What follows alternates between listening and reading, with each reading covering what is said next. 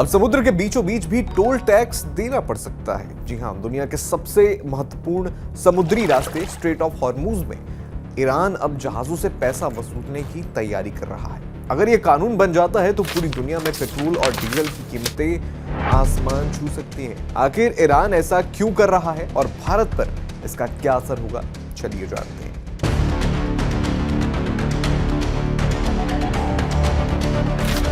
ताजा खबरों के अनुसार ईरान की संसद एक नया बिल ड्राफ्ट कर रही है जिसे अगले हफ्ते तक अंतिम रूप दिए जाने की उम्मीद है। इस कानून के प्रस्तावित ढांचे के तहत स्ट्रेट ऑफ हॉर्मूज से गुजरने वाले हर कमर्शियल जहाज को सुरक्षित रास्ता देने के बदले ईरान को फीस देनी होगी। ईरान का तर्क है कि वो सुरक्षा मुहैया कराता है, इसलिए जहाजों को इसका हर्जाना देना होगा।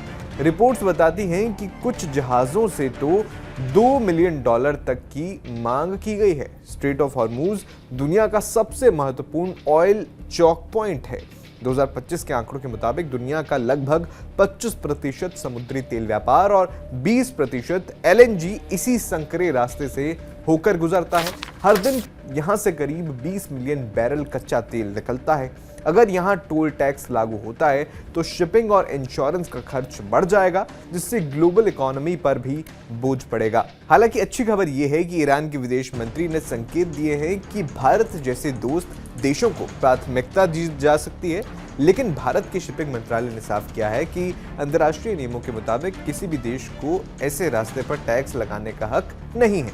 भारत अपनी ऊर्जा जरूरतों के लिए इस रास्ते पर बहुत निर्भर है, इसलिए ये स्थिति दिल्ली के लिए चिंता का विषय है। समुद्री कानूनों यानी UNCLOS के मुताबिक स्ट्रेट ऑफ हॉर्मूज एक इंटरनेशनल वाटरवे है जहां ट्रांजिट पैसेज का नियम लागू होता है। इसका मतलब ये है कि कोई भी देश जहाजों का रास्ता नहीं रोक सकता और ना ही उन पर कोई टैक्स लगा सकता है, ये नियम कहते हैं। अमेरिका और अन्य देशों ने ईरान के इस कदम को अवैध बताया है, जबकि ईरान का कहना है कि उसे अपनी संप्रभुता और सुरक्षा के लिए ये कदम उठाने का अधिकार है।